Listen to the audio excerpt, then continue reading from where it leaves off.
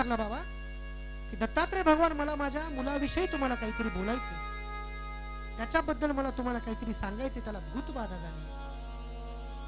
भूतबाधा झाली, पण कशी झाली? ब्रह्मराक्षसाची भूतबाधा झाली. आणि ब्रह्मराक्षस कसे असतात याचं वर्णन थोडं थोडं थोडं सांगत गेला.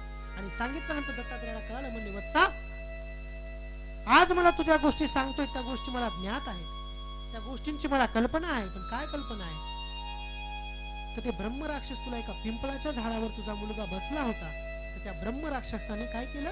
त्या पिंपळाच्या झाडावरून तुझ्या मुलाच्या अंतरंगामध्ये आले, तो अंतरामध्ये आले.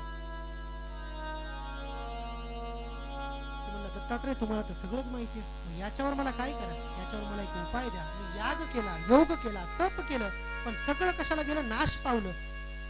मग आता काय करायचं? आता मला तुम्ही एक मंत्र द्या, त्या मंत्राच्या आधारे मला काय करायचं? माझ्या मुलाची सोडवण करायची. कोणत्या पद्धतीने सोडवण करायची? ज्ञानाच्या पद्धतीने सोडवण करायची नाही, तपाच्या पद्धतीने सोडवण करायची नाही, कशाच्या पद्धतीने? नामाच्या पद्धतीने सोडवण करायची. हरी उच्चारणे मंत्र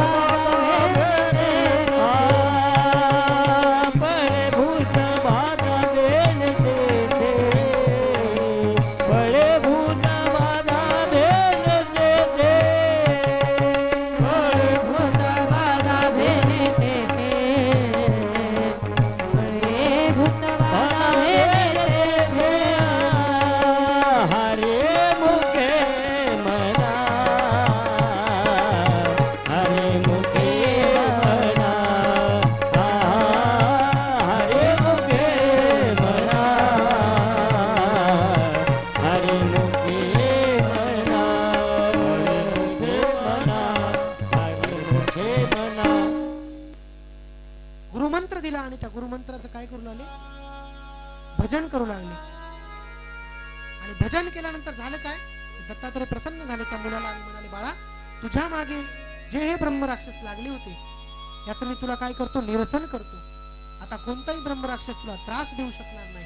पण ते ब्रह्मराक्षस सर्वस्वी नाहीसे करायचे असतील तर तुझ्या वडिलांना एक कार्य करावं लागेल. कोणतं कार्य करावं लागेल? एका पिंपळाच्या झाडाखाली रोज जाऊन नैवेद्य दाखवावं लागेल. मग नैवेद्य दाखवल्याचं काय फळ भेटणार? तर तुमच्या गावामध्ये, तुमच्या वस्तीमध्ये जे ब्रह्मराक्षस आलेले आहेत ना, ते सर्वस्वी नाहीसे होणार.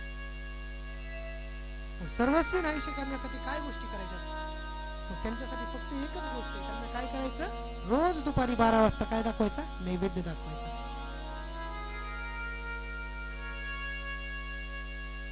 नैवेद्य दाखवल्यानंतर झालं काय? एक दिवस नैवेद्य दाखवला, 2 दिवस दाखवला, एक सप्ताह नैवेद्य दाखवला आणि 8व्या दिवशी ब्रह्मराक्षस ब्राह्मणाच्या समोर आला आणि ब्राह्मणाला काय म्हणू लागला? बाबा, तुला दत्तप्राप्ती झाली, तुझ्या मुलालाही दत्तप्राप्ती झाली, असं मला काहीतरी सांग जे मला काय होईल? दत्तप्राप्ती होईल. कोणत्या तरी योनीमध्ये येऊन मी काहीतरी पाप कर्म केले आणि ते पाप तसे झाले की मला काय करावं? जन्म गेले लागे वासनेच्या संगी. मला वासनेबरोबर हा जन्म मिळाला. मरताक्षणी काहीतरी वासना माझ्या अंतरामध्ये आली आणि ती वासना मला आज ब्रह्मराक्षसाच्या स्वरूपात मिळाली. आता मला निरसन करायचंय ना, तर मला एक गोष्ट दे, मला तो दत्त दाखव, मला तो दत्त कळू दे. त्यासाठी काय करायचं? त्यासाठी म्हणला, जसा माझ्या मुलाने जप केला, जसा मी जप केला, तसा तूही कर. ते म्हणला, या योनीमध्ये आल्यानंतर आम्हाला सहजासहजी देवाचं नावच घेता येत नाही. मग ज्या मुखामधून देवाचं नाव येत नाही त्यानं काय समजायचं, आपण कोण आहोत? घाटोळ साहेब म्हणाले आपण राक्षस योनीमध्ये आलो असं समजून जायचं. ज्याच्या मुखामध्ये पांडुरंगाचं नाव नाही, ज्याला सदैव देवाचं चिंतन करू वाटत त्याला समजून जायचं. मग गोष्टी कळू लागल्या कोणाला? ब्रह्मराक्षसाला, की आता आपल्याला काय करायचं, दत्त कळू द्यायचं. मग दत्त कळण्यासाठी काय झालं, ते एक कथा सांगितली गर्ग मुनींनी. कोणाला? दीपकाला. दीपक कोणाला सांगायला? कृतवीर्याला. परंपरेनुसार या कथा आल्यात आणि प्रत्येक कथेमध्ये आपल्याला काय सापडतं, आपल्याला फक्त देवाची भक्तीच सापडते. हा ग्रंथ जर तुम्ही बघितला, तुम्हाला या ग्रंथामध्ये फक्त एक गोष्टी कळणार. कोणती? की दत्त कसा बघायचा किंवा दत्त कसा शोधायचा आणि दत्त मिळाल्यानंतर काय गोष्टी कोणा केल्या. ह्याच्यामध्ये कोणाला आपल्याला आयुराजाची कथा येणार आहे. कृतवीर्याच्या पासून आपण सुरुवात केली. आयुराजा येणार आहे, यदुराजा येणार आहे, मदलसा येणार आहे. कधी येणार आहे? शेवटी. सुरुवातीला सगळं हे आणत नंतर काय सांगायचं. त्याच्यामुळे आपण हळूहळू गाडी काय करूयात, समोर नेऊयात. इथे आपल्याला काय झालं, ब्रह्मराक्षसाने उपासना केली. कोणाची? दत्ताची उपासना केली. दत्तगुरु प्रसन्न झाले आणि मागच्या जन्मातले त्याला कर्म सांगू लागले. रोज लोकांची निंदा केलीस, रोज लोकांची टिंगल केलीस, याच्यामुळे तुला अंतकाळाला जेव्हा तुला कोण आलं, यमदूत जेव्हा न्यायला आले, तेव्हा तू काय केलंस? पापच केलंस. त्यावेळेला सुद्धा तू देवाचं नामस्मरण केलं नाही. झालं काय, तुला या जन्मामध्ये ब्रह्मराक्षस व्हावं लागलं. मग ब्रह्मराक्षस झाल्यानंतर तुला करायचं काय होतं? तुला भगवत भक्ती करायची होती, पण तुला आतापर्यंत कोणी साधक दिसला नाही किंवा साधक भेटला नाही ज्याने तुला हिताच्या गोष्टी सांगितल्या. तू जो तो आला त्याच्यावर काय केलं? तुझी माया केली, तुझी विद्या केली आणि त्याला काय करत गेलास? तुझ्या अधीन करत गेलास. आणि मग त्याच्या हातून जसे तू कर्म केलेस तसे त्याच्या हातून कर्म कसं केला? कर्मीत गेलास. मग कर्मीत गेल्यानंतर काय झालं? एक दिवस असा आला की तुला कोणीतरी भेटला आणि भेटल्यानंतर तुला कोणी काय सांगितलं? तुला मी इथं सद्गुरूची प्राप्ती सांगितली. ती कोणी सांगितली? तर विष्णू शर्मा नावाच्या ब्राह्मणाने सांगितलं. इथे आणखीन एक आपला उपाय दिसतो की जेव्हा आपल्याला कोणीतरी त्रास देतं, जेव्हा आपल्याला कोणीतरी काय करतं, निंदा करता आपली, टिंगल करता आपली, तेव्हा काय करायचं? सुख अथवा दुःख सांगावे देवासी. पण तू इथं काय केलंस? तुझ्या जन्मामध्ये तू अखंड जन्म काय केलंस? लोकांची टिंगल, निंदा, वाया काही बोलत गेलास. आणि तू वासना जेव्हा तुझी काय म्हणतो आपण, जेव्हा चरम सीमेवर तुझी वासना गेली तेव्हा तू काय केलंस? देवत्वाची निंदा केलीस. आणि सर्वात मोठी निंदा तू कोणाची केलीस? तू श्रीगुरूची केलीस. माणसानं कोणाची निंदा करू नये, पण श्रीगुरूची निंदा कधीच करू नये. भले आपल्यापेक्षा ते मोठे असू, कमी असू, पण आपण काय करावं? सदाही वंदन करावं. पण तू कोणाची निंदा केलीस? तू गर्ग मुनींची निंदा केलीस. आणि गर्ग मुनी कोण होतं? ज्यांनी हा ग्रंथ कोणाला सांगितला? दीपकाला सांगितला, साधकाला सांगितला. आणि ग्रंथ सांगण्याचं प्रयोजन झालं. प्रयोजन झाल्यानंतर आपल्याला इथे काही गोष्टी भेटल्या. त्या गोष्टी कोणत्या? तर आपल्याला नामस्मरणाची ताकद मिळाली आणि सर्वात मोठी ताकद आपल्याला स्मरणाची मिळाली. आणि स्मरण केल्यानंतर काय झालं? तर कृतवीर्याला काय केलं? वैभव दिलं. वैभव दिल्यानंतर काय केलं? ज्ञान दिलं, नाम दिलं. त्याच्यानंतर कोणाला दिलं? विष्णू शर्माला दिलं. आणि विष्णू शर्मा नंतर कोणाला दिलं? तर पुत्राला दिलं. तर या अध्यायामध्ये आपल्याला काय गोष्टी करायला भेटल्या? तर या अध्यायामध्ये एकच गोष्ट मिळाली की बाबा काय झालं? ज्याला सद्गुरूची प्राप्ती झाली त्यानं काय केलं? ती सद्गुरूची प्राप्ती समोरच्याला काय करा? दान देत गेला. आणि ती समोरची प्राप्ती मिळत मिळत कोणापर्यंत आली? ब्रह्मराक्षसापर्यंत आली. आणि ब्रह्मराक्षसापर्यंत जी प्राप्ती आल्यानंतर ब्रह्मराक्षसाला एकच उपदेश मिळाला, बाबा की आता तू सुद्धा काय करायचं? नामस्मरण करायचं. आणि नामस्मरण केल्यानंतर या जन्मात तुझं पाप लगेच फिटल. एवढं सोपं नाही, पण तुला काय होईल? पुढचा जो जन्म तुला भेटल तो कोणाचा असेल? तुला ब्राह्मणाचा असेल. आणि त्याने मग अखंड जेवढं त्याचं आयुष्य त्या ब्रह्मराक्षसाच्या योनीमध्ये दिलं होतं तेवढं त्याने नामस्मरण केलं, तपश्चर्या केली. आणि तपश्चर्या केल्यानंतर काय मिळालं? तर ही योनी संपून पुढचा जन्म कशाचा मिळाला? ब्राह्मणाचा मिळाला. पण त्यासाठी आपल्याला एक गोष्ट आपल्याला नियमित करावं लागली. काय करावं लागली? जप करावा लागला. कोणाचा? गुरुमंत्राचा. आणि गुरुमंत्राचा जप केल्यानंतर काय मिळाला? देव मिळाला. आणि देव मिळण्यापेक्षा मी म्हणतो संत मिळाले. आणि संत मिळाले पण ते कोणत्या रूपामध्ये मिळाले? श्री गुरुच्या रूपामध्ये मिळाले. आणि तेच श्री गुरु आपल्याला कोण आज दिसतंय तिथे? दत्तगुरु. कारण की जेव्हा भिक्षुक गेला होता कोणाच्या घरी? ब्राह्मणाच्या घरी. कसा होता? रूप तेजस्वी. पण नंतर काय झालं? तेजस्वी रूप दिसलं, भिक्षा टाकून दिली, पळत पळत गेला. आणि पळत पळत गेल्यानंतर काय म्हणला? बाबा आता इथं आलास, इथपर्यंत येऊ नकोस. मग इथून जेव्हा लुप्त झाला तेव्हा त्या ब्राह्मणाला काय दिसलं? तिन्ही देवाचं मुख दिसलं. कशामध्ये? औदुंबरामध्ये. आपण लावलं ना तिथं औदुंबरापाशी छान मस्त एक फोटो लावलाय. कशासाठी? तर औदुंबरापाशी गेल्यानंतर आपल्या सर्वांना सुद्धा काय मिळावं? दत्तात्रयाचं दर्शन मिळावं. त्यासाठी आपण एक छोटीशी कावण्याची पद्धत तिथे मांडली. आणि दत्तात्रयाचं दर्शन झालं. आणि दत्तात्रयाचं दर्शन झाल्यानंतर काय म्हणू लागला? पुण्य फळले. आठव साहेब प्रमाण म्हणता का? पुण्य फळले, पुण्य फळले बहुत दिवसा. पुण्य फळले बहुत दिवसा, फळले बहुत दिवसा, पुण्य फळले बहुत दिवसा, पुण्य फळले बहुत दिवसा, भाग्य उदयाचा ठसा, भाग्य उदयाचा ठसा,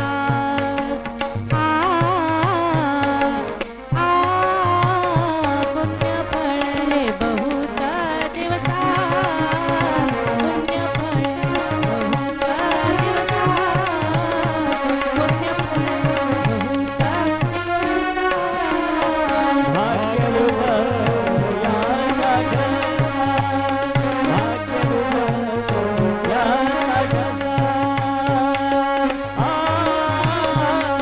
हो पुण्य फळले बहुत दिवसा, पुण्य फळले बहुत दिवसा, फळले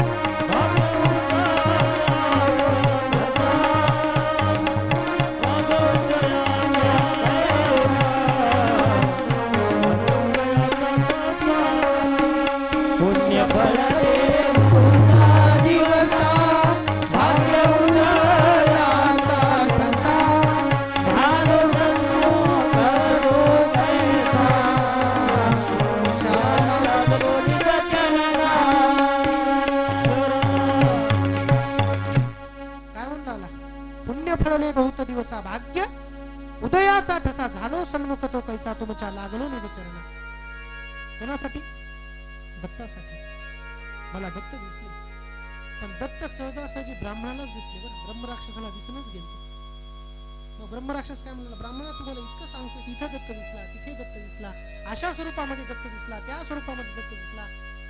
मग आता मला दत्त दाखव. पण दत्त दाखवण्याची पद्धत काय? मला कुठे दाखवशील?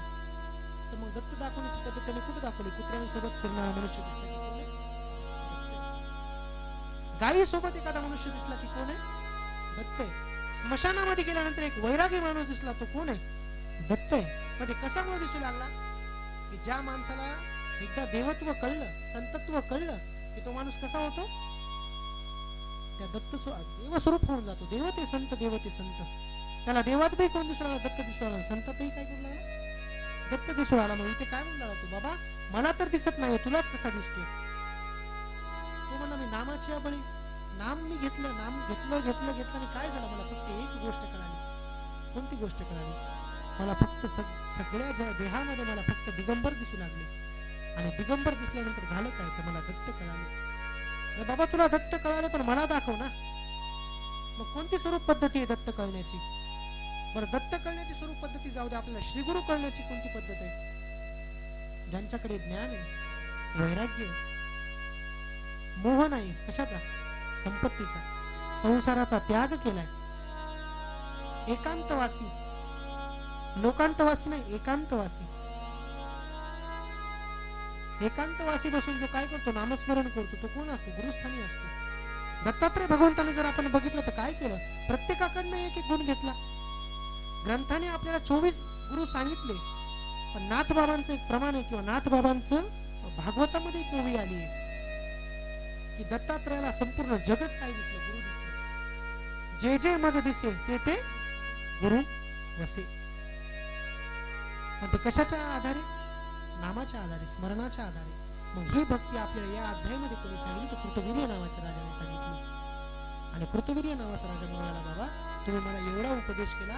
मी माझ्या गुरूंकडे गेलो, गर्गमुनींकडे गेलो आणि गर्गमुनींनी मला उपदेश केला. कोणता उपदेश केला? त्या ब्राह्मणाचा. आणि त्या ब्राह्मणानं काय केलं? त्या ब्राह्मणानं नाम घेतलं. नाम घेतल्याचं फळ काय मिळालं? तर ब्रह्मराक्षसापासून सुटका मिळाली. बरं, ब्रह्मराक्षसापासून सुटका मिळाली ते तर योग्य झालंच, पण अजून एक सुटका मिळाली. कोणाला? ब्रह्मराक्षसाला स्वतःची सुटका मिळाली. सुटका मिळण्याचं कारण काय? फक्त एकच कारण होतं, काय? मी स्मरण केलं. आणि तीच उपमा आज आपल्याला या ग्रंथामध्ये, या अध्यायामध्ये आपल्याला कळाली की भक्तीच्या नवविधा प्रकार सांगून आम्हाला एक भक्ती तुम्ही सांगितली. गुरुवारी ती कोणती? तर स्मरण भक्ती. आणि स्मरण भक्तीचा या अध्यायामध्ये आता आपण काय केलं? जाणून घेतलं. कोणी केली? विष्णुपंत ब्राह्मणाने केली, त्यांच्या मुलाने केली आणि ब्रह्मराक्षसाने केली. आणि केल्यानंतर काय झालं? तर दत्त दिसले.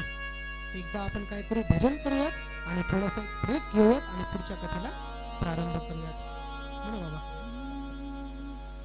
दत्त दिगंबराया सावळा मला भेट द्या. दत्त दिगंबराया मला भेट द्या.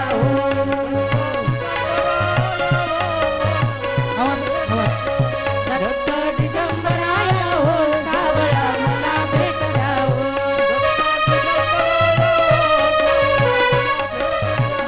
दत्त दिगंबराया हो सावळा मला भेट द्या. सावळा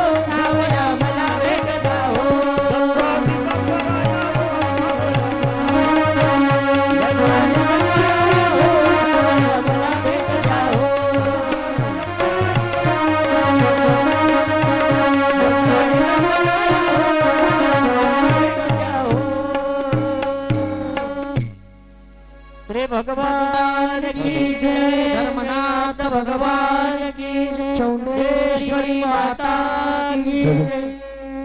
एक 10 मिनिटाचा ब्रेक घेऊ, नंतर आपण कथा सुरुवात करू.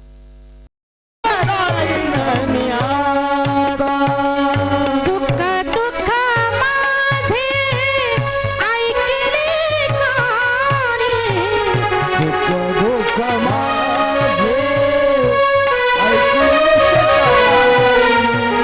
सुख दुःख माझे ऐकले कानी. कळवळा भरी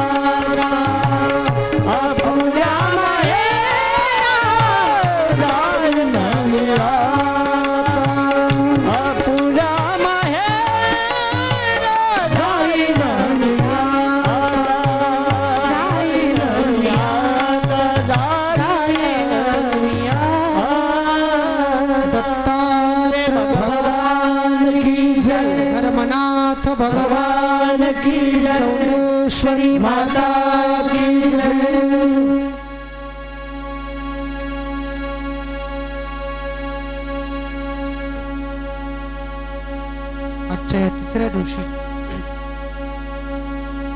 दत्त महात्म्यामधील आपण काही गोष्टी पाहिल्या किंवा काही कथा ऐकल्या.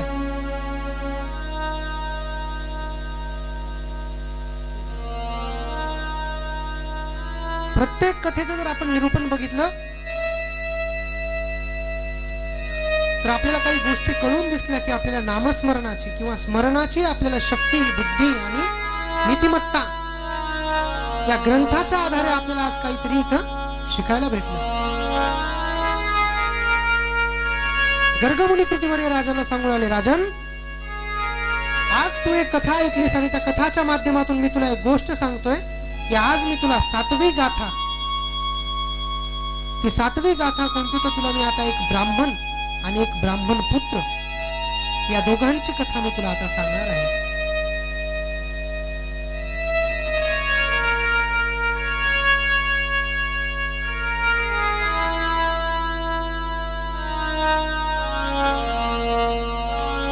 बरं, प्रत्येक कथेमध्ये एक नवीन कथा येत आहे. कशासाठी बरं? आपण म्हणतो दृष्टांत दिला पाहिजे, पण दृष्टांतासोबतच इथं आपला ग्रंथकार सिद्धांत सुद्धा सांगतायत.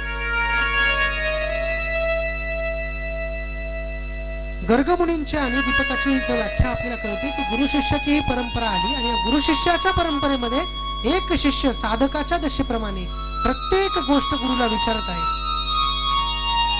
कशासाठी?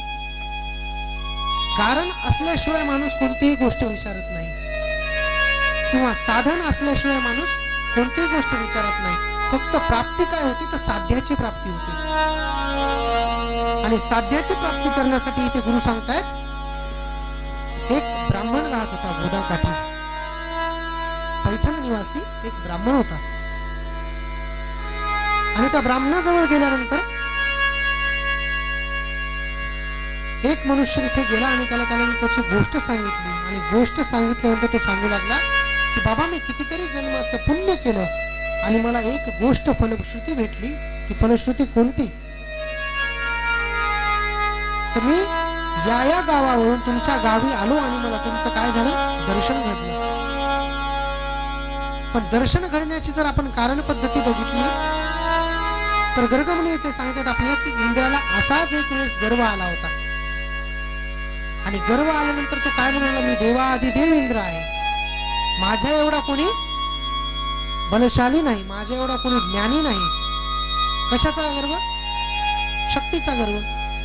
कालच्या कथेमध्ये आपण कालचंच ऐकलेलं होतं की युद्ध झालं होतं जंभासूर नावाच्या राक्षसासोबत आणि जंभासूर नावाच्या राक्षसासोबत जेव्हा युद्ध झालं तर युद्ध झाल्यानंतर इंद्राला काय केलं? त्याने बांधून ठेवलं आणि इंद्र युद्धाला जायच्या आधी काय म्हणला होता? या जंभासूर नावाच्या राक्षसाला मी काय करेन? पकडून ठेवेल. कार्यसिद्धीला जायच्या आधी जर मनुष्य त्या कार्याची जर फलश्रुती बघत असेल तर त्याला इथे त्याच्या खूप कार्याच्या चुका सापडतात किंवा ते कार्यसिद्धीस जात नाही, लयस जात नाही. तर असंच या ग्रंथामध्ये आपल्याला या अध्यायामध्ये कळतं की एक ब्राह्मण राहत होता, त्याला एक पुत्र होता आणि पुत्र मोह किती वेळा असतो आपल्याला या ग्रंथातून कळतं की एक त्या ब्राह्मणाच्या पुत्राला धन, लोभ सर्व गोष्टी मिळाल्या, पैशाची कमी नाही, कशाचीच कमी नाही, योग्य वयामध्ये लग्न सुद्धा झालं त्याचं. पण एक गोष्ट त्या लग्नासोबत आली ती म्हणजे काय? तर गर्व. गर्व कशाचा? तर ज्ञानाचा. आणि ज्ञानाचा गर्व आल्यानंतर काय गोष्टी घडत गेल्या? माणसाला एकदा ज्ञान आलं की माणूस काय करतो? देवाला विसरून जातो, देवाजवळ जात नाही. त्याला कळून चुकलेलं असतं जे पाहिजे ते मला मिळालं आणि एकदा मिळालं की आपलं तिथं काय होतं? रास व्हायला वेळ येते आपली. आणि तसंच झालं इथे ब्राह्मण पुत्राला काही गोष्टी कळाल्या, मला ज्ञान आलं, मला सगळ्या गोष्टी आल्या. कुठं आल्या? गोदाकाठी आल्या. आणि कोणत्या काठी? पैठण नगरामध्ये आल्या. पण आता या गोष्टीची फलश्रुती मला काय मिळायला पाहिजे? तर म्हणू लागला ज्ञान आलं पण ज्ञानासोबत मला गर्वाची एक चादर मिळाली, पण ती सहजासहजी जात नाही. यासाठी करायचं काय? मग यासाठी गर्गमुनी सांगतायत की त्याला त्या ब्राह्मणाचा उपदेश मिळाला. कोणत्या? जे मागच्या अध्यायामध्ये पाहिला आपण, विष्णू पंताचा उपदेश मिळाला. कशा? कारण की सर्वात आधी दुःख कोणाला मिळालं? विष्णू पंताला. ब्रह्म राक्षसाने त्रास दिला विष्णू पंताला आणि मग काय झालं? विष्णू पंतांनी उपदेश केला ब्रह्मराक्षसाला आणि त्याच्या मुलाला, तर मग इथं त्या ब्राह्मणाला कळायला चुकलं की आपला मुलगा आता चुकीच्या वाटेवर जात आहे. मग चुकीच्या वाटेवर जात असताना करायचं काय? मग चांगल्या गोष्टी शिकवल्या पाहिजे. पण एकच वेळ असते मायबाप, त्या वेळेत आपण शिकवू शकतो. एकदा का माणूस मोठा होत गेला तर त्या गोष्टी माणूस लवकर शिकत नाही, किंवा त्याचा जो मेंदू असतो तो काय करतो, त्या गोष्टी लवकर आत्मसात घेत नाही. लहानपण जेव्हा माणसाकडे असतं तेव्हा तो काय करतो, प्रत्येक गोष्ट ऐकत जातो. ज्ञानोबा इथे छान होई देतात, जे जगा धाकुटे होई जे ते जवळीक माझ्या. जे जगासमोर लहानपण घेतात ना, धाकट होतात ना, बाबा तुम्हीच मोठे, तुम्हीच ज्ञानी, तुम्हालाच सर्व गोष्टी कळतात, मला काहीही कळत नाही, तेच माणूस काय करू शकतो, देवाला अत्यंत प्रिय असतो. पण कधी, जो स्वतःला लहान समजतो.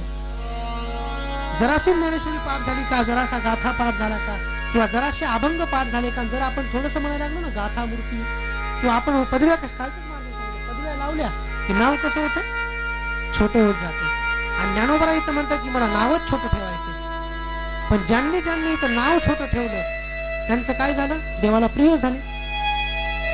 ज्ञानेश्वरी वाचल्यानंतर आपल्याला कळतं की ज्ञानेश्वरीचा भाव काय, अंतरंग काय.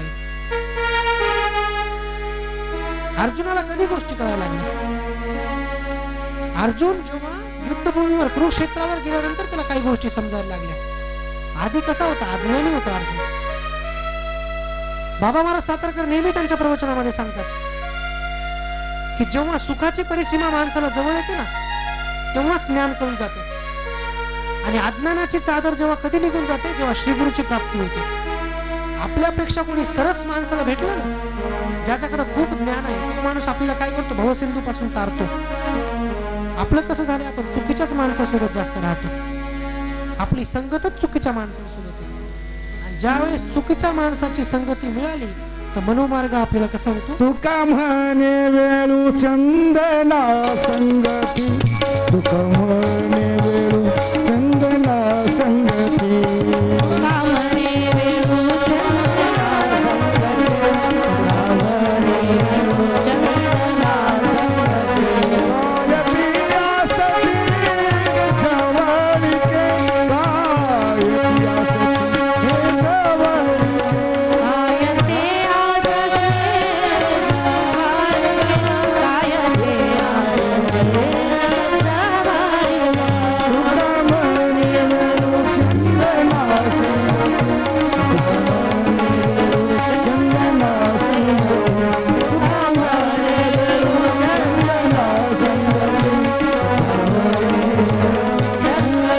संगती, चांगल्या माणसाच्या सहवासामध्ये गेल्यानंतरच आपलं काय होतं, शरीराचं चंदन होतं. पण ते होण्यासाठी काय करावं लागतं, तर आपल्याला काही ठिकाणी जावं लागतं. आणि ते ठिकाण कोणतं, तर श्रीगुरु. तुम्ही म्हणत असाल प्रत्येक अध्यायामध्ये श्रीगुरु श्रीगुरु का सांगत असताल, किंवा का लिहिलं असेल, तर लिहिण्याचं कारणच एक आहे की दत्ताला देव म्हणून नाही तर श्रीगुरु म्हणून लोक पाहतात. कशामुळे, 3 देव तर होतेच. आता उद्या जेव्हा आपण आपल्या कथेमध्ये दत्त जन्म करणार आहोत ना, तर बालक्रीडा पाहणार आहोत. आपण कृष्णाच्या बालक्रीडा खूप पाहिल्या. प्रत्येक ठिकाणी आपण भागवत कथा ऐकली. भागवत कथेमध्ये काय झालं, प्रत्येक ठिकाणी कृष्णाच्या लीला पाहिल्या, गवळणी सोबतच्या लीला पाहिल्या. कृष्ण किती नटखट होता. आणि आता उद्या आपल्याला दत्ताची कथा पाहिजे, दत्त कसे होते.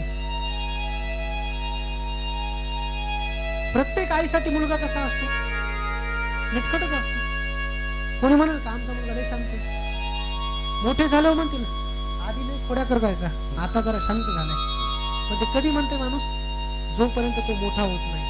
तो उद्याचा जो पूर्ण दिवस आहे, उद्या आपण जरा श्रीगुरु ठेवू बाजूला, आणि उद्या आपण दत्त सांगू. दत्ताचं कसं असतं, प्रत्येक स्त्रियांना असं ते म्हणतो ना आपण की एखाद्या बाईला मुलगा झाला की नाव ठेवण्याची खूप घाई असते, किंवा मग तिथे गेल्यानंतर ते गाणे जे असतात. तर उद्या आपल्याला ती सगळी कथा पाहिजे. पण आज आपल्याला फक्त श्रीगुरु का पाहिजे, तर उपदेश केलाय. आणि माणसाच्या आयुष्यामध्ये उपदेशच सगळ्यात महत्वाचा आहे. जोपर्यंत चंदनाच्या, आपण म्हणतो ना, चंदनाच्या अवतीभोवती जरी फिरलो तरी काय येतं, आपल्याला सुगंध दरवळतो. आणि तिथून जर आपण बाहेर जरी आलो तरी आपल्या अंगामध्ये काय असतो, सुगंध असतो. तर इथे आपल्याला कुणाचा सुगंध घ्यायचा, श्रीगुरूंचा घ्यायचा. मग ते करण्यासाठी काय करायचं, ते ब्रह्मप्राप्ती करून घ्यायची. मग इथे ते सांगून आला विष्णुपंत, बाबा मला तुम्ही सांगा तुमच्या आयुष्यामध्ये दुःख काय आले. कारण की विष्णुपंताला दत्तानं दर्शन दिलं आणि ज्या माणसाला दत्तानं दर्शन दिलं ना त्या माणसाला काय होती, ब्रह्मप्राप्ती होती. पण ब्रह्मप्राप्ती होण्याचं कारण काय, त्यांनी काय केलं होतं, नामस्मरण केलं होतं. एकच गुरुमंत्र एकच बीजमंत्र असतो, पण जो माणूस नित्य नेमानं पालन करतो त्यालाच काय होतं, फलश्रुती भेटते. मग इथे विष्णुपंत आपल्याला सांगतायत बाबा की जर मी फलश्रुती मला मिळाली तर एक फलश्रुती मी तुला द्यायचा प्रयत्न करीन. कोणतं, जे की तुझ्या मुलाला काय झालंय, अज्ञानत्व आले. मग अज्ञानत्व कोणतं होतं, मुलगा मोठा झाला पण काय करू लागला, वेड्याचं सोंग करू लागला. वेडसर भोळसर होता मुलगा. मग भोळसर मुलगा असल्यावर करायचं काय. कोणत्या आई बापाला वाटलं की आपला मुलगा आता एवढ्या मोठ्या वयामध्ये आलाय पण कसा झालाय, भोळा झालाय. पण माणसाचं प्रारब्ध आणि माणसाचे कर्म त्या माणसाला त्या त्या पद्धतीने काय देत असतात, फळ देत असतात. काही मुलं उत्तम रीती आयुष्य जगत असतात तर काही मुलांचं कसं असतं, थोडस ते समाजाच्या पाठीमागे असतात. ते समाजाच्या लईला लय आपली लावू शकत नाही. कशामुळे, कारण की त्यांचं प्रारब्ध त्यांचं कर्म त्या ठिकाणी आपल्याला काय करतं, उद्भवतं. आणि एकदा माणसाचं उद्भवलेलं कर्म आपल्याला याच जन्मामध्ये याच देही याची डोळा आपल्याला काय करायचंय, फेडायचंय. पण ते करण्यासाठी काय करायचं, तर आपलं आचरण शुद्ध ठेवायचं. प्रत्येक गुरु आपल्याला काय सांगतात की बाबा तुम्ही एकदा गुरुमंत्र घेतलात, तुम्ही काय करा, त्या गुरुमंत्राचा आदर करा. आदर केल्यानंतर काय करा, प्रत्येकाविषयी भगवंताची भावना ठेवा. आपण गुरुपाशी असल्यानंतर गुरु जसं म्हणतील तसंच आपण ऐकतो आणि तिथून उठून गेलो हे कसं आणि ते कसं. आणि आपण परवा दिवशी पण ऐकलं, आज पण ऐकतो की निंदा सर्वात घाण आहे आणि ह्या ब्राह्मणानं तेच केलं होतं. ब्रह्मराक्षस कशामुळे होते माणूस, निंदा केल्यामुळे. टिंगल टवाळी केली की आपण समजायचं या जन्मात लय छान केली जरा. आता यम आपल्याला उडी गेला मस्त दणकेच, त्याचे दणके आता कालचे महाराज म्हणले बघणार कोणी नाही, सांगणार कोणी नाही, पण मी त्याच्या पुढे जाऊन बोलतोय की लहान तोंडी मोठा घास घेतो. तुकाराम महाराजांनी आम्हाला सांगितले, तुकाराम महाराज वैकुंठाला जायच्या आधीच आम्हाला सांगून ठेवले की ते यम कसा डाळ हे करतो. मारिते तोडिते जोडिते निष्ठुर, मारिते तोडिते जोडिते निष्ठुर, मारिते झोडिते तोडिते निष्ठुर, मारिते झोडिते तोडिते निष्ठुर.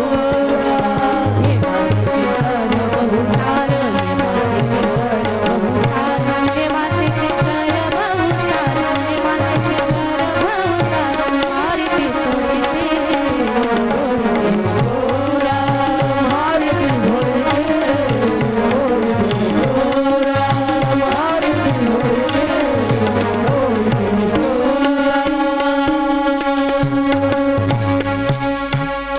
मग विष्णुपंत त्या ब्राह्मणाला सांगू लागले बाबा तुझा मुलगा आज या जन्मामध्ये असा वागतो, याचं त्याचं पूर्वजन्मीचं काय आहे, पाप आहे. आणि पूर्वजन्मीचं पाप त्याच माणसाला भोवती येतं जे माणूस या जन्मामध्ये आल्यानंतर सर्व सर्व लोकांच्या सोबतीमध्ये राहत नाही. मग कुठे जातो, नाशिवंत गोष्टींच्या मागे लागतो. सत्कर्माला येत नाही. सत्कर्म करायचं म्हणलं तर तो काय करतो, मागे पळून जातो. तसा याचा पुत्र काय करू लागला, सत्कर्म करणं गेलता, देवाचं चिंतन करणं गेलता, नामस्मरण करणं गेलता आणि स्वतःला काय करू लागला, गर्विष्ठ समजू लागला. श्रीमंतीचा पैसा आला की माणसाला काय होतं, गर्व तिथंच येतो. कसं असतं माहिती का, की लक्ष्मी एकदा आपल्या जवळ आली ना की ती आपल्यासोबत काय आणते माहिती का, आपल्यासोबत अहंकार आणते. जोपर्यंत माणूस गरिबीमध्ये असते ना तोपर्यंत त्याला सगळ्या गोष्टी कळत असतात. अहंकाराचा वारा न लागू राजसा, आपण रोज म्हणतो, हरिपाठ झाल्यावर म्हणतो. पण कधी ती गोष्ट कळते आपल्याला, जेव्हा आपल्याकडे गरिबीची चटक लागते किंवा आपल्या गरिबीची एक झलक आपल्या जवळ येते तेव्हा आपला अहंकार निघून जातो. तर इथं सांगतात त्या ब्राह्मणाला गर्व आला आणि गर्व आल्यानंतर काय म्हणू लागला की आता मी काय करतो, मला देव नको, जे नामस्मरण गुरुनं सांगितलं ते सुद्धाही नको, मला ते गुरु मंत्रही नको, हे शब्द होते त्याचे. आणि जेव्हा काहीच नव्हतं तेव्हा काय म्हणू की आता मला काय झालंय, मला गुरुमंत्र भेटलाय. मग इथे वेड्यासारखा वागू लागला आणि वेड्यासारखा वागता वागता काय म्हणला, त्याने निंदा केली कोणाची, गुरुची. तुकाराम महाराजांचं एक प्रमाण आहे, पण मी एवढा अधिकारी नाही की तुम्हाला ते प्रमाण सांगावं. ते प्रमाण रामभाऊ महाराज राऊतांच्या मुखातून आपण ऐकावं, ते तुम्ही थोरा सज्जनांच्या मुखातून ते प्रमाण ऐकावं. गुरुची निंदा केल्यावर काय पाप लागते, आणि ते गुरु कोणाचाही असो बरं. आपल्या मनात जर थोडं जरी पाप आलं ना गुरुविषयी कोणत्या पण, किंवा आपल्यापेक्षा ज्ञानी माणसाविषयी, ते आपल्याला इतकं घाण पाप देतं की त्याची आपण तुलना कशासोबतही करू शकतो आणि कितीतरी जन्म घेतल्यानंतर सुद्धा ते फिटत नाही आपलं. फक्त एक गोष्ट आहे की गुरुची निंदा कधी करायची नाही. तर इथं त्यानं निंदा केली, कोणाची केली? गुरुची निंदा केली. आणि गुरुची निंदा करता करता म्हणलं आता मला काहीच नको, आता मी सगळं भोगलं. पण कसं असतं माहितीये का, कर्म एकदा चुकले की फळ लगेच मागे मागे येतं. येत्या एका वर्षामध्ये त्याला काय त्याचं सगळं रास गेलं, काहीच राहिलं नाही. आणि मुलगा वेडासर झाला. आणि वेडसर मुलगा झाल्यानंतर काय म्हणू लागला की जे जे मला मिळालं ते सगळं गेलंच, पण माझा मुलगाही कसा झाला? वेडसर झाला. मग हे कशामुळे झाला? काशीखंडामध्ये मी वाचला होता ग्रंथ, त्याच्यामध्ये कर्म आले होते. कोणी केले होते? तर सर्व पुरुषांनी कर्म. आम्ही तिथं 7 दिवस राहिलो काशीमध्ये, फक्त पाप आणि पुण्याच्या गोष्टीच सांगू लागलो 7 दिवस. कारण की तो ग्रंथच असा आहे की तुम्हाला सांगतो की आपण म्हणतो ना काशी कोणी कोणी केले असेल तर तिथे काय आहे? मणिकर्णिका घाट आहे. त्या मणिकर्णिका घाटावर गेल्यानंतर आपल्याला एक चित्र रोज दिसतं आणि क्षणाक्षणाला दिसतं. कोणतं दिसतं? प्रत्येक ठिकाणाहून एक माणूस येत असतो आणि काय करत असतात त्याला? अग्निडोज काय असतो तो देत असतात. कशामुळे? आणि लोक काय म्हणतात माहिती का, की आपण इथं जगायचं आणि काशीमध्ये जाऊन काय करायचं? मरायचं. पण तेवढंही पुण्य आपलं नाही. ज्याच्या पूर्व पुण्यामध्ये, ज्याच्या प्रारब्धामध्ये त्या दिवशी ते मरण असेल ना, तेव्हाच काय करतात भगवान शंकर तिथे जाऊन काय करतात? मंत्र सांगतात. त्यांनी इथं विचारलं, बाबा मी पैठण नगरीमध्ये आलो आणि पैठण नगरीमध्ये आल्यानंतर माझा मुलगा असा झालाय तर मी करायचं काय? त्याला एका ब्राह्मणाने उपदेश दिला, तो काशीमध्ये जा आणि काशीमध्ये जाऊन काय कर? शिवाची आराधना कर. आणि शिवाची आराधना केल्यानंतर तुला काय होईल? तर शिवाची आराधना केल्यानंतर तुला शिवप्राप्ती होईल. आणि ज्या दिवशी तुला शिवप्राप्ती झाली त्या दिवशी तुझ्या मुलाचं काय होईल? बरा होईल. पण जर माणसाचं पापच आडवलं तर त्याला कोणताच देव काय म्हणतात? सोडवत नाही. आणखीन एक प्रमाणे तुका म्हणे पापी येते रोगाची रूपे. जेवढं पाप वाईट कराल तेवढं माणसाला रोग येतो आणि तेवढं माणसाचं काय होतं? नाश पावत जातं. इथं मग म्हणू लागले की बाबा तू काय केलं? तू भेदभाव केला, तू गर्व आणलास, तू ज्ञानाला काय केलं? परिसीमा केलंस, ज्ञानाला लांब केलंस. आणि आता म्हणतोयस बाबा मला काय कर? सद्गुरूची प्राप्ती करून दे. पण सद्गुरूची प्राप्ती कधी होणार? सद्गुरूची प्राप्ती तुला तेव्हाच होणार जेव्हा तुला कोणीतरी उपदेश देणार. मग उपदेश कोणी दिला? तो उपदेश विष्णू पंतांनी दिला. आणि विष्णू पंतांनी त्याला या अध्यायामधून सांगितलं, बाबा की जर तुला सद्गुरूची प्राप्ती करायची असेल तर तुला एकच बीजमंत्र करावा लागेल. आणि तो बीजमंत्र कोणता? तर कृतवीर्य राजाने आपल्याला सांगितला. कृतवीर्य राजाने सांगितला. आणि कोणाला सांगितला? विष्णू पंताला सांगितला. तो बीजमंत्र कोणता? तर दिगंबरा दिगंबरा श्रीपाद श्रीवल्लभ दिगंबरा. कशासाठी? भावासाठी, भक्तीसाठी. तुम्हाला फक्त एकदा भाव कळला, एकदा भक्ती कळली की तुम्हाला हे जे निर्गुण स्वरूप दत्ताचं आहे ना ते तुम्हाला सगुण स्वरूप दिसेल. आणि ते सगुण स्वरूप दिसण्यासाठी हा एकच बीजमंत्र आहे. प्रत्येक देवानं प्रत्येक बीजमंत्र आपल्याला दिला. कोणता दिला? महादेवानं ओम नमः शिवाय दिला. नंतर आपण श्री शिवाय नमस्तुभ्यम सुद्धा म्हणायला चालू केलं. श्री शिवाय नमस्तुभ्यम म्हणत म्हणत म्हणत म्हणत आपण काय केलं? महादेवाला विनवणी करायला लागलो. विनवणी इतकी केली की महादेवाला जाऊन आपण किती पाणी घातलं. मला कधी कधी कमाल वाटते बाबा की इतके दिवस महादेव एकटा पडलेला असायचा. एकटा.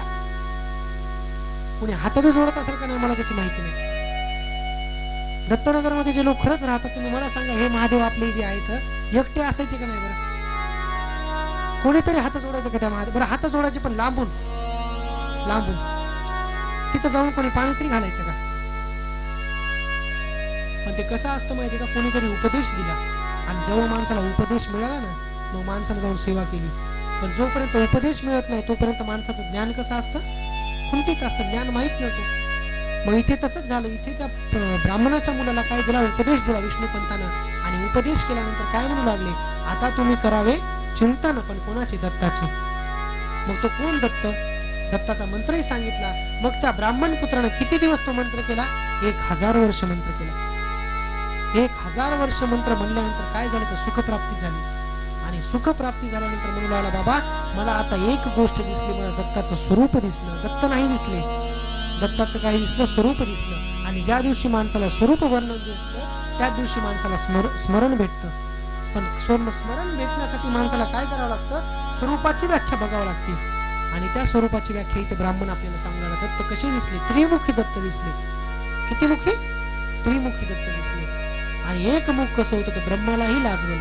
आता ब्रह्म शेवटी लाजवण्याची भाषाच येत नाही, पण कोणाला लागवल? लाजवल, ब्रह्मालाही लाजवल. एकमुखी मला कोण दिसले? मला विष्णू दिसले, महाविष्णू दिसले. आणि एकमुख मला त्याचं दिसलं.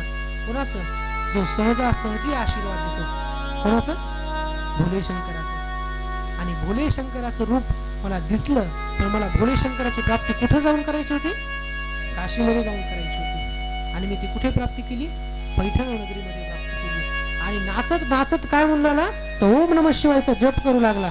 ओम नमः शिवाय, ओम नमः शिवाय, हर हर बोले नमः शिवाय. ओम नमः शिवाय, ओम नमः शिवाय, हर हर बोले नमः शिवाय.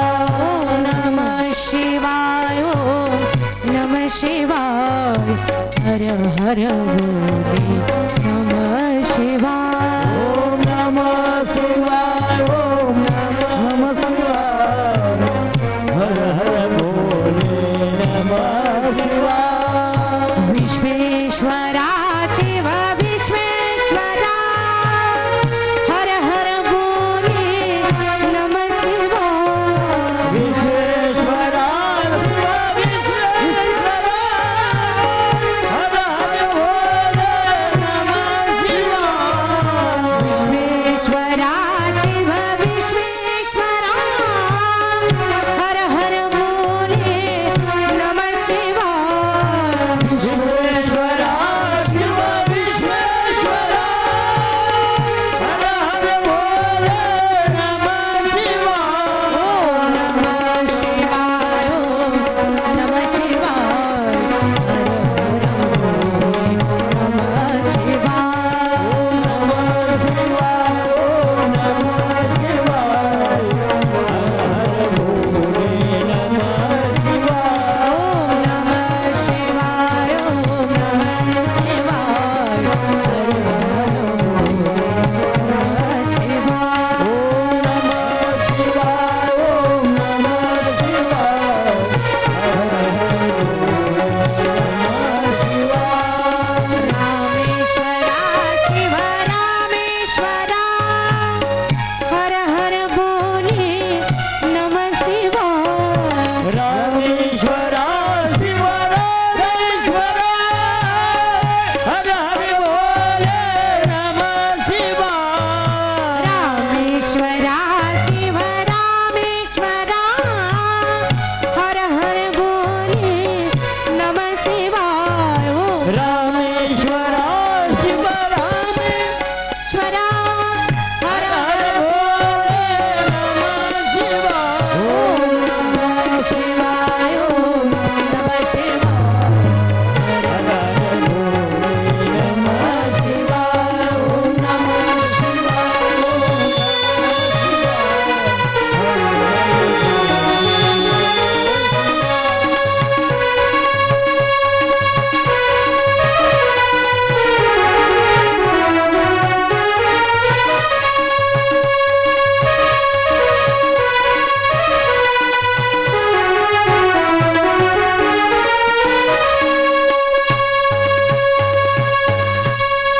महादेवाची भक्ती केली आणि काय झालं? तर त्रिगुणात्मक त्रयमूर्ती तिथे आम्हाला दत्त दिसले. असा तो ब्राह्मण उपदेश करत आपल्याला सांगतोय. आणि उपदेश केल्यानंतर एकच गोष्ट झाली. ज्या दिवशी त्याला दत्त दिसले किंवा दत्ताचं स्वरूप दिसलं, त्याने काय केली? स्मरण भक्ती चालू केली. आणि स्मरण भक्ती झाल्यानंतर काही गोष्टी अशा घडत गेल्या की जो त्याचा मुलगा वेडसर होता तो कसा झाला? चांगला झाला. पण कशामुळे झाला? भक्तीची यात होती. भक्तीमुळे झाला. एका भक्ती कारणे एक भक्ती निवडली आणि त्या भक्तीच्या नामस्मरणामुळे मुलगा कसा झाला? चांगला झाला. कसा असतं माहितीये का? फलश्रुती सर्वांनाच भेटणार आहे. फक्त कसं असतं, त्याला काळ लागतो, त्याला वेळ लागते. जर गडबड करायला गेलं तर काय भेटतं का आपल्याला? आणि आपलं कसं आहे माहिती का? परमार्थातच गडबड करतो आपण. संसारात आपल्याला गडबड कशाचीच नाही. आरामात चालू द्या संसार. पण परमार्थात आलं की मला हेच झालं पाहिजे, तेच झालं पाहिजे. काही काही लोक तर असे असतात, बाबा आम्ही सद्गुरूची प्राप्ती केली आणि आमचा आज एक बंगला होता, दुसरा झाला. सद्गुरूच कशामध्ये राहतात? कुटीमध्ये राहतात. आणि ते आपल्याला काय म्हणतो आपण? आम्हाला एका बंगल्याचा दुसरा बंगला झाला. कशामुळे? सद्गुरूमुळे. ज्या दिवशी तुमच्या शरीरातले विकार सर्व निघून जातील ना, त्या दिवशी तुम्हाला सद्गुरूची प्राप्ती झाली. आणि या ब्राह्मणाने तेच सांगितलं आपल्याला की बाबा माझ्या अंगातले विकार निघून गेले, माझं मागच्या जन्मातलं कुठेतरी पाप आडवं होतं ते पाप निघून गेलं आणि मला आज काय झालं, सद्गुरूची प्राप्ती झाली. आणि सद्गुरूची प्राप्ती झाल्यानंतर एक नामस्मरण केलं आणि नामस्मरण केल्यानंतर मंगळाला कृतवीर्य राजाला, राजन मला तुम्ही आज ज्या गोष्टी सांगितल्या, गर्गमुनींनी ज्या मला कथा सांगितल्या त्याचं अनुसरण मी आता कधी करणार, उद्याच्या कथेमध्ये करणार. पण अनुसरण करण्यासाठी आपल्याला एक बीजमंत्र दिला आणि तो बीजमंत्र कोणता, ओम दत्तात्रय नमः. हा बीजमंत्र कधी म्हणायचा, प्रातस्मरणीय. जो हा सकाळी बीजमंत्र म्हणतो ना त्याला त्याचं पुण्य कधी मिळतं, सकाळीच मिळतं. सकाळी केलं संध्याकाळी मिळत नाही. कारण कसं आहे माहिती का, देव भावाचा भुकेला आहे. फक्त आपला आर्त मन एवढं मोठं पाहिजे की जेव्हा तुम्ही तो बीजमंत्र म्हणाल ना तर तेव्हा आपल्याला असं वाटलं पाहिजे जगानं ऐकू का ना ऐकू, पण माझ्या देवानं ऐकलं पाहिजे. आणि देव त्या क्षणी ऐकतो कधी, जेव्हा तुम्ही कधी दुःखात असतात. म्हणून कधी पण असं नाही देवा मी दुःखीच आहे, पण कधी दुःखी आहे, संसारामुळे दुःखी आहे. संसारातलं सुख जास्त वेळ टिकत नाही. किती वेळ टिकतं, क्षणभंगुर आहे. क्षणभंगुर संसार आहे आपला, पण आपण संसारामध्येच गुंतत जातो. इथं ब्राह्मणानं आपल्याला सांगितलं की आम्हाला काय करायचं, आम्हाला विटाळ आलाय कशाचा, या संसाराचा. फक्त आम्हाला एक नाम दे आणि ते नाम कोणतं, तर श्री महा या अध्यायाच्या शेवटी आपल्याला सांगताय. तर त्याचा जप तुम्ही निरंतर करावा, वारंवार करावा अशी आपल्या सर्वांच्या चरणी प्रार्थना करून आज आपण कथेला इथे विराम देऊयात.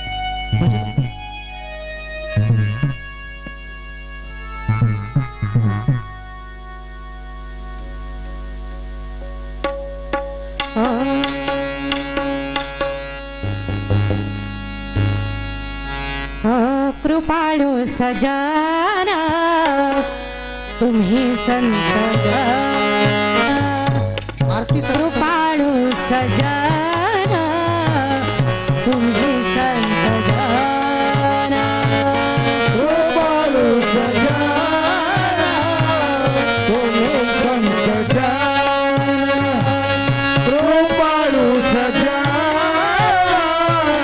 तुम्ही संत जन. एवढी कृपा दान तुमचे मन, एवढी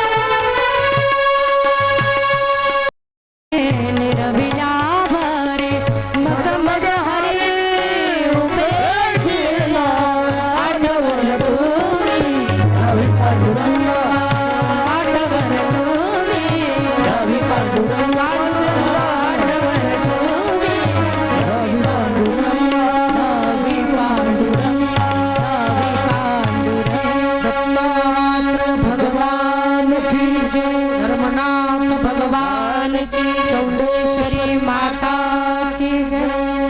चला आरतीचे यजमान आणि आरतीसाठी उभे राहा.